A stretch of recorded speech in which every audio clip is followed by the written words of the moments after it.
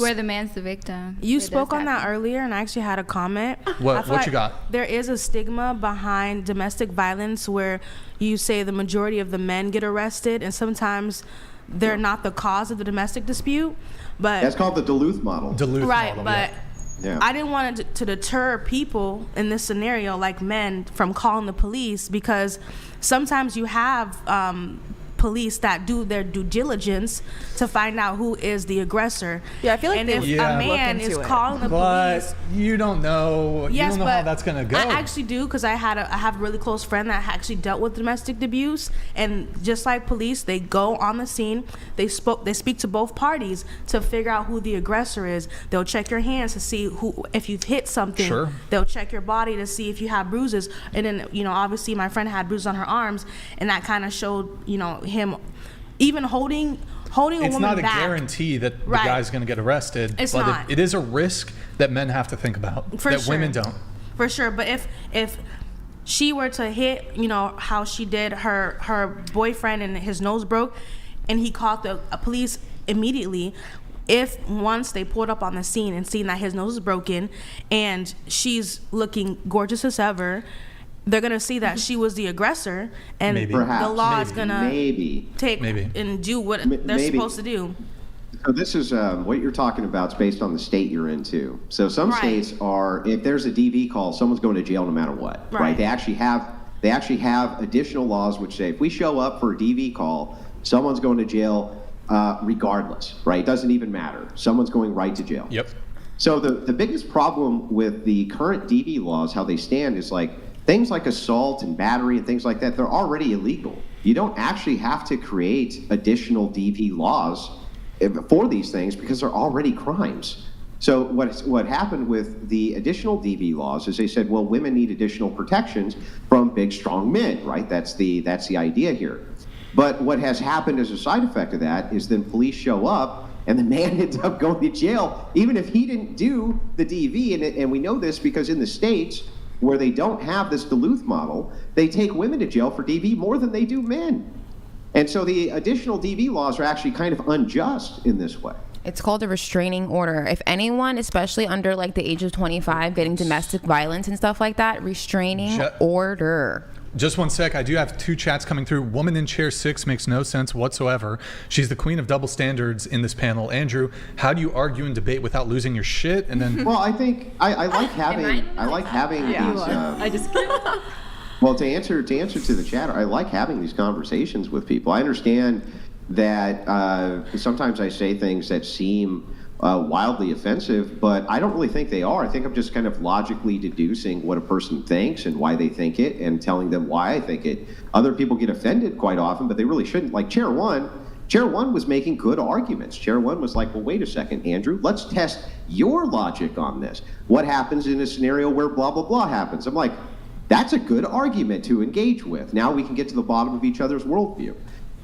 So you don't have to shut down during the argument and just be like, well, I never, clutch your pearls and go, how could he say so? It's like we're just trying to figure out what is and isn't true. And if we're discussing these topics, I think that's fine to do. We have 3 more chats coming through. We have a TTS here from Foreign Gaming. Foreign Gaming 718 donated $200. Thank you so much, man. Thank you. Is not age or strength. Just keep your damn hands to yourself. Why would the weaker person just get away with it? A 16-year-old has a gun, can he shoot Brian and Brian not shoot back cause he's stronger?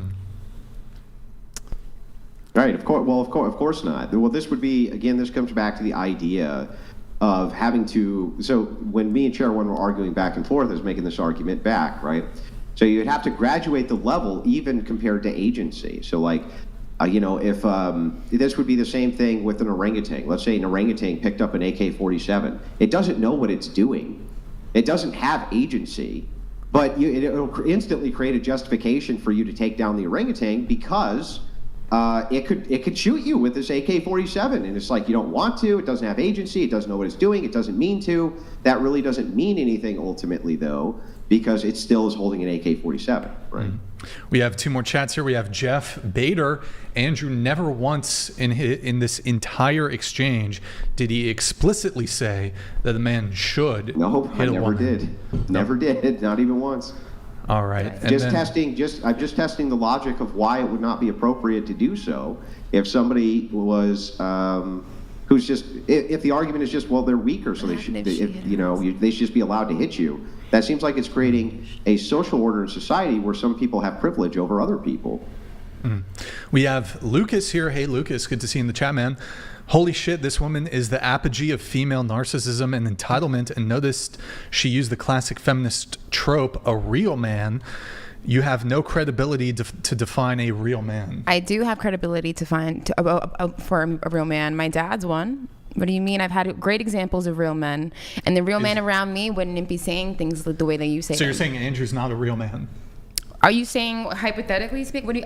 What's your definition of a real man? A real man. I'm not talking about a robot. I'm talking about morality. You're the one who said real man. Somebody being real. Somebody being real. I'm from New York. Real? We say yeah, you're very slapping real. Somebody be back? Be keeping it real? Yeah, I'm keeping it real I'm right keeping now. It real. Exactly, I'm keeping it real. A real man keeps it real. Yeah, slapping somebody back. She slaps you, you slap her back. Sure. Keeping it real. Keeping it real. Keeping it real is with like it's a morality thing. Whatever you guys are saying ain't when it. Keeping it real goes wrong. It's not it. Well, like for instance, it's not it. I agree with you that there has to be some nuance here. Let me give you some examples. It's not okay for anyone to hit anybody. I know you didn't say that, and I didn't say that. That wasn't my point. Go ahead, Andrew. Okay, well, I can give you some examples of where I think, that of course men grant nuances for this all the time for this social privilege, and probably we should. So here's a good example of this. My wife has had a terrible dream before, like just a horrible dream, and woke up kind of disoriented, right, and upset, and has struck me. It has happened, right? Now, it's like a strike to the arm, and I kind of laugh about it. I kind of giggle about it, right, because it's just silly. And she'd had some kind of like a bad dream that I was out cheating on her or something like that, because women have insane dreams like that all the time. That's how it works. So the thing is like, am I just going to be like, I just turn around and just whoop the shit? No, of course not. Of course not. That would be silly, right? But there's a difference there in intent. And if you're talking about intent, you're talking about intent to hurt. If a woman balls her fist and is punching you in the face hard as she can, there's an intent there to hurt you. And for some reason, I don't want to create a social class where that they have impunity from that on the spot, where the stronger person, because they're victims and are stronger, just have to be victims. That's insane to me. Makes no sense.